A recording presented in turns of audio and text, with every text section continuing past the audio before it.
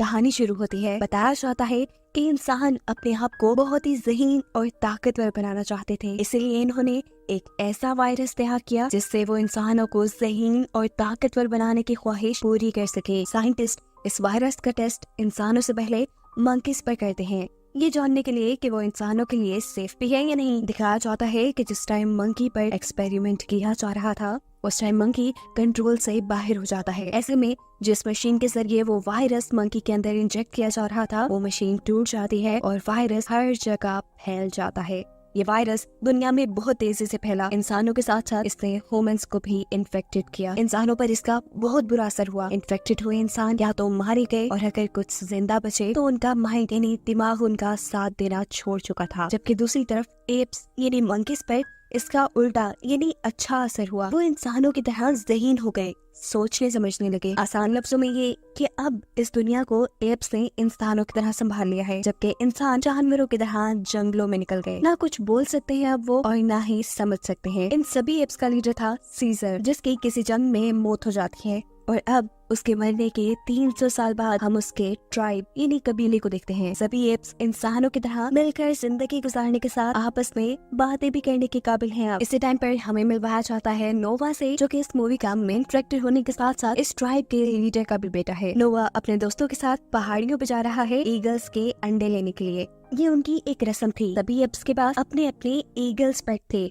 अब क्योंकि नोवा भी जवान हो चुका था तो उनकी रस्म के मुताबिक उसे ईगल्स के एक एग का ख्याल रखना था, जिसमें से एक बच्चा निकलता और इस ईगल के बच्चे को पाल पोस कर ट्रेन करने के बाद ही वो नोवा का पेट बनता। यही हमें ये भी पता चलता है कि इन ईगल्स को कंट्रोल करने के लिए अपने मुंह से एक खास किस्म का साउंड निकालते हैं ये एप्स, और इस काम में सबसे ज्यादा माहिर थे नोवा के डैड यानी यहाँ के लीडर। देखने को मिलता है कि नोवा अपने लाया एग का बहुत ही ज्यादा ख्याल रख रहा था। उसे बेसब्री से इसमें से ईगल निकलने का इंतजार था, लेकिन शायद किस्मत को ऐसा मंजूर नहीं था, क्योंकि एक रात उनकी ट्राइब में आ जाती है एक इंसानी लड़की जो यहाँ पर खाने की तलाश में आई थी। वो यहाँ नोवा का ईगल का एग चुरा लेती है।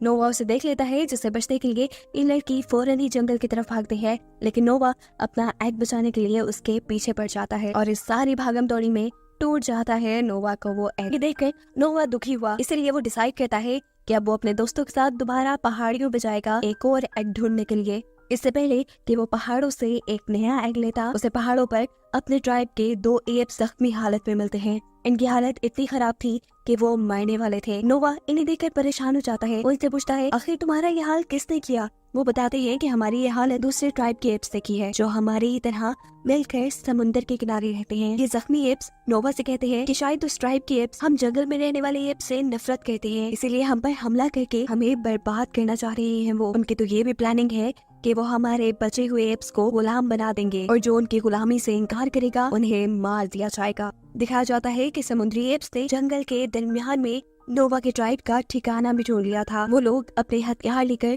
यहाँ हमला करने के लिए भी निकल चुके थे। दूसरी तरफ नोवा भी अपने लोगों को बचाने के लिए फौरन अपने ट्राइब की तरफ आता है, लेकिन उसने आने में देर कर दी। दूसरे ट्राइब के लोग यहाँ पर हमला करके बर्बादी मचा चुके थे। उनका पूरा ट्राइब, उनके घर जल चुके थे। नोवा के ट्राइब के लोगों को ये एप्स बुरी तरह मार मार कर अपना कैदी बना रहे थे। अचानक उसका ध्यान उसके डैड की तरफ जाता है, जिसे वो एप्स मारने वाले थे। वक्त जाया करते हुए नोवा अपने डैड को बचाने के लिए जाता है, लेकिन ये एप्स उसे उठाकर ही वहाँ से नीचे फेंक देते हैं, जिसके बाद वो नोवा के फादर यानी इस कबीले के लीडर को मार चुके थे और नोवा इसमें कुछ भी नहीं कर पाया था। लीडर के मरने के बाद यहाँ के सभी एप्स को समुद्री एप्स अपना गुलाम बना लेते हैं और उन्हें लेकर जाया जाता है समुद्री एप्स के लीडर के पास, जिसका नाम था अप्रोक्सिमस। वो इन सब लोगों को यहाँ देखकर बहुत ज्यादा खुश था। जबकि दूसरी तरफ नोवा के कबीले में हम देखते हैं कि नोवा के साथ उसके चंद साथी ही इस ट्राइब में बचे हैं। नोवा को जब होश आया तो उसने देखा कि उसका पूरा ट्राइब बर्बाद हो चुका है। उसके डैड भी मर गए हैं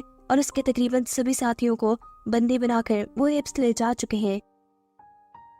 दुख में नोवा को कुछ समझ नहीं आता। वो सबसे पहले अपने डैड का फ्यूनरल करता है और उनसे वादा करता है, डैड मैं लूंगा आपकी मौत का बदला, मैं आपके मारने वालों की जिंदगी बर्बाद कर दूंगा और अपने सभी साथियों को छुड़वा कर यहाँ वापस लाऊंगा, ये वादा है मेरा आपसे। नोवा समुद्र की तरफ अपने सफर के लिए निकल जाता है, जहाँ रास्ते में उसे एक दूसरी किस्म का मंकी मिलता है। ये मंकीज असल में एप से कहीं ज्यादा ज़हीन है। ये मंकीज किताबें भी पढ़ते हैं। नोवा की किताबों के बारे में पूछने पर ये मंकी नोवा को बताता है कि इन्हीं किताबें कहते हैं, इनके अंदर बहुत से लफ्ज और तस्वीरें बनी हैं, जिस हर लफ्ज और तस्वीर का कुछ न कुछ मतलब होता है। ये मंकी नोवा को बताता है कि पहले जमाने में, सीजर के जमाने में, बहुत से मंकीज ऐसे थे जो इन किताबों में लिखी हुई चीजों को पढ़ और समझ पाते थे। नोवा से सवाल करता है कि सीजर कौन है, तो वो मंकी बताता है सीजर वो पहला मंकी था जिसमें सोचने समझने की सलाहियत थी और उसी की वजह से हम लोग एवोल्यूट हुए, यानी हमारे में भी तब्दीलियां आई और हम भी सोचने समझने और बोलने के काबिल हुए। सीजर ने ही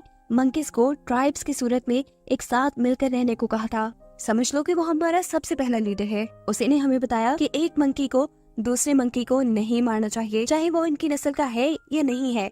बातों ही बातों में कि लोग अच्छे दोस्त बन जाते हैं और एक साथ बैठकर खाना खाते हैं। इसी दौरान वो लड़की जिसे हम पहले भी देख चुके हैं, नोवा के घर के पास, वो दोबारा यहाँ पर आ जाती है खाने की तलाश में। इसे देखकर नोवा गुस्से में आ जाता है। इससे पहले कि वो उसके साथ कोई बुरा सलूक करता या उसे मारता, यहाँ बैठा हुआ दूसरा मंकी नोवा को रोक देता है और कहता है कि सीजर यानी हमारे सरदार इंसानों से बहुत प्यार किया करते थे। उन्हीं को देखते हुए हमें भी इंसानों से प्यार करना चाहिए। ये लोग इस लड़की को भी खाना देते हैं और यहाँ ये मंकी नोवा को इंसानों के बारे में बताता है कि एक वक्त वो भी था जब इंसानों के पास अकल हुआ करती थी, वो भी बोल पाते थे, समझ पाते थे, लेकिन फिर वक्त गुजरा, इनकी सारी अकल चली गई और अब ये जानवरों की तरह रहते हैं। अब क्योंकि इन्होंने इस लड़की को खाना दिया था, इसीलिए ये लड़की भी उनकी साथी बन जाती है। सुबह भी हो जाती है और नोवा अपना सफर कंटिन्यू करता है, जहाँ उसके सफर में अब ये लड़की और वो मंकी भी साथ था। जंगल में थोड़ा ही आगे आने पर उन्हें बहुत से और इंसान भी दिखे थे जो पागलों की तरह जंगल में खाना ढूंढ रहे थे। अचानक ही यहाँ पर समुद्री ट्राइब के एप्स आकर इन इंसानों के ऊपर हमला करना शुरू कर देते हैं, क्योंकि उन्हें इंसान बिल्कुल पसंद नहीं। यहाँ एक अजीब सी भगदड़ मचाती है और इस सब में नोवा और ये मंकी किसी तरह इस लड़की की यानी अपने साथी की जान बचाकर उसे यहाँ से दूर ले गए थे। जैसे ही ये लोग उसे बचाकर जंगल में दूर ले आए तो अब इस लड़की को इन दोनों के साथ रहना सेफ लगने लगा था। वो इन दोनों से यहाँ पहली मर्तबा बात कहती है और कहती है कि मेरा नाम मे है। इन दोनों का मुंह हैरानी से खुला का खुला रह गया था। एक इंसान कैसे बोल सकती थी? तब मे उन्हें बताती है कि मैं बाकी इंसानों से काफी अलग हूँ, क्योंकि वो बोल भी सकती थी, उसके अंदर सोचने समझने की सलाहियत भी थी और उसे कपड़े पहनना भी आते थे। ये लड़की उन्हें ये भी बताती है कि मेरा जिस कबीले से ताल्लुक था, वहाँ के सभी लोग ज़हीन थे, बोल सकते थे, लेकिन समुद्री ट्राइब के लोगों ने अपनी नफरत में मेरे पूरे कबीले को मार डाला। बस मैं ही बच गई। अब बातें बहुत हो चुकी थी, लेकिन काम रहता था। नोवा को अपने लोगों को बचाने के लिए जाना था। ये लोग अपना सफर दोबारा से शुरू करते हैं और सफर करते करते पहुंच जाते हैं एक नदी के पुल पर। ये जगह दूसरे ट्राइब्स के इलाके में आती थी और इसीलिए वहाँ के सिक्योरिटी गार्ड्स इनके ऊपर हमला कर देते हैं। उनसे बचने के चक्कर में यहाँ इनकी लड़ाई हो जाती है और वो मंकी यहाँ करीब पानी में ही गिरकर बह जाता है और दूसरी तरफ नोवा और मे को ये लोग बंदी बना लेते हैं। इन्हें लेकर आया जाता है अप्रोक्सिमस के पास, यानी समुद्री ट्राइब के लीडर के पास, जो कि बहुत ही बेरहम एप्स है। वो इंसानों से नफरत करता है।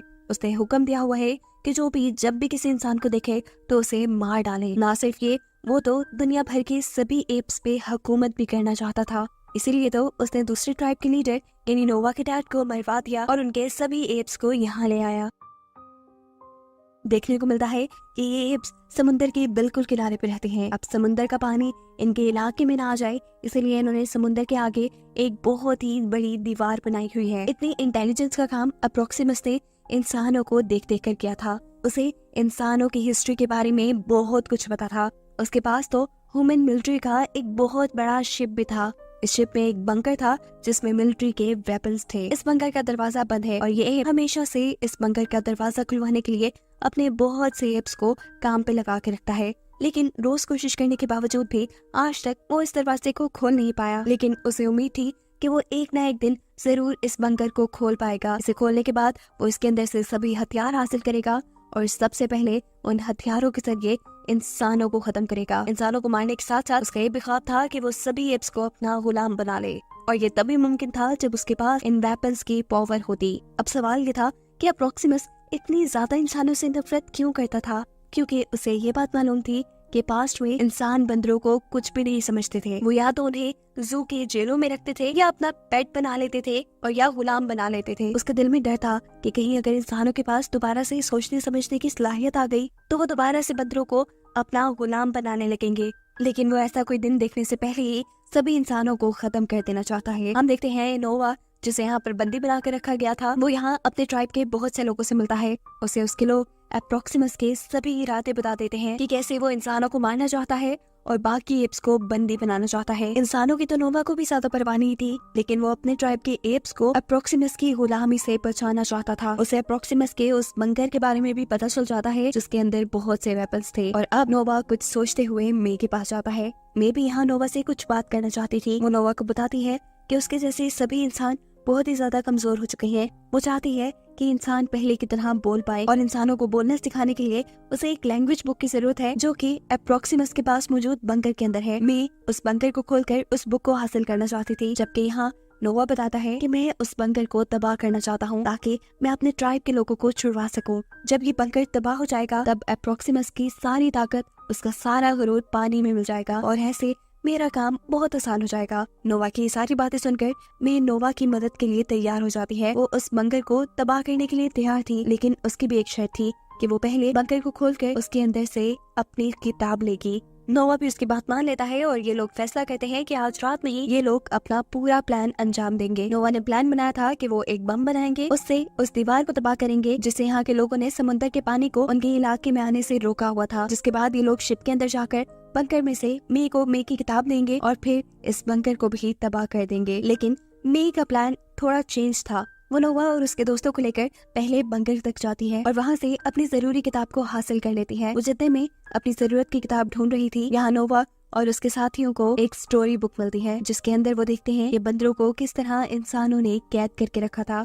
ये देखकर उन्हें भी बुरा लगता है, लेकिन ये लोग इस बात को इग्नोर करके मे का साथ देना दोबारा शुरू कर देते हैं। ये लोग एक छोटे से होल के जरिए बंकर के अंदर गए थे और बाहर निकलने के लिए ये बड़ा ही आसान काम करते हैं। बंकर का बड़ा गेट खोल देते हैं। बड़ा गेट खोल के जैसे ही ये बाहर गए तो बाहर अप्रोक्सिमस अपनी पूरी टीम के साथ था। इन्हें बंकर के अंदर से निकलता देखकर वो समझ गया कि जरूर ये चारों मिलकर उसके खिलाफ कोई प्लानिंग कर रहे हैं और उसकी जरूरत की चीजें भी जरूर इन्होंने बंकर के अंदर से कहीं छुपा दी होंगी।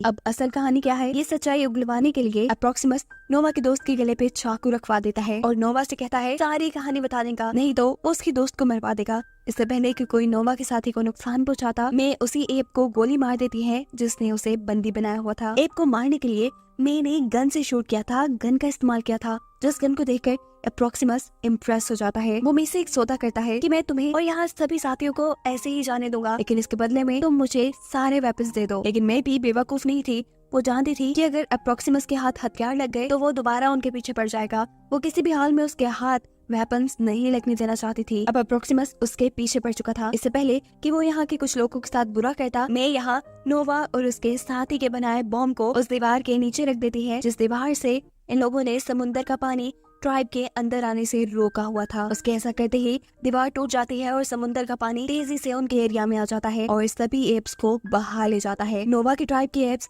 क्योंकि जंगल में रहते थे इसलिए उन्हें दरख्तों पर चढ़ने की काफी प्रैक्टिस थी। वो तो यहाँ अपने आप को बचाने के लिए दरख्तों के ऊपर चढ़ जाते हैं, लेकिन अप्रोक्सिमस के साथी सारे ही बह गए थे। अब नोवा के ट्राइब के सभी साथी जिंदा थे, इसीलिए वो अपने ट्राइब में वापस आ जाते हैं। अभी उन्होंने सुकून का सांस नहीं लिया था कि यहाँ पर दोबारा अप्रोक्सिमस एंट्री कर लेता है। वो यहाँ आकर सबसे कहता है कि तुम सब मेरे गुलाम हो और बस मेरी गुलामी ही करोगे। उसका ऐसा कहते ही नोवा को गुस्सा आया और अपना गुस्सा उसे दिखाने के लिए उसने अब अपने मुंह से वो साउंड निकाला जिससे ये लोग अपने पेट ईगल्स को बुलाया करते थे। उसकी आवाज सुनते ही सारी पेट ईगल्स यहाँ आ गई और उनके इशारा करते ही वो अप्रोक्सिमस को उठाकर वहाँ से दूर ले जाकर समुद्र में फेंक देती हैं और ऐसे फाइनली इन सब लोगों की जान अप्रोक्सिमस से छूट जाती है। जिसके बाद हमें दिखाया जाता है कि नोवा और उसके सारे साथी दोबारा से अपने घरों को बनाते हैं और यहाँ पहले जैसी सुकून वाली जिंदगी जीना शुरू कर देते हैं। मूवी के पोस्ट क्रेडिट सीन में हमें मे को दिखाया जाता है जो कि नोवा के पास आई है। नोवा मे से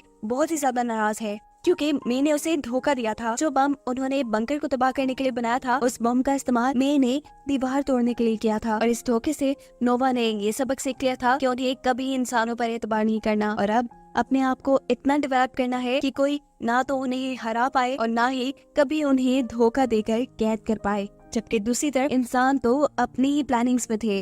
मे ने असल में बंकर से जो किताब उठाई थी वो कोई लैंग्वेज बुक नहीं थी बल्कि सैटेलाइट की बुकलेट थी जिसके अंदर सैटेलाइट को बनाने और उसे ठीक करने का पूरा तरीका लिखा था। मैं इस किताब को लेकर बहुत सारे इंसानों के पास आ जाती है। यहाँ हम देखते हैं कि मैं जैसे बहुत से और समझ बूझ वाले इंसान अभी भी जिंदा हैं और वो अपने आप को ताकतवर बनाने के लिए अपने ही जैसे और इंसानों से कांटेक्ट करना चाहते हैं। इसीलिए वो एक सेटेलाइट ठीक कर रहे थे। मेके इस किताब मिलने पर वो सेटेलाइट को ठीक भी कर लेते हैं और दूसरे इंसानों से कांटेक्ट भी कर लेते हैं। उनके कांटेक्ट करते ही हमें देखने को मिलता है कि दुनिया में अभी भी बहुत सारे ऐसे इंसान थे जिनके पास बोलने की, सोचने समझने की सलाहियत थी, जिन लोगों ने अब एक साथ मिलकर काम करने का फैसला कर लिया था और अपने आप को डेवलप करने की ठानी थी ताकि वो इन एप्स की गुलामी से बच जाएं। और यही बताते हुए ये कहानी यहाँ खत्म हो जाती है।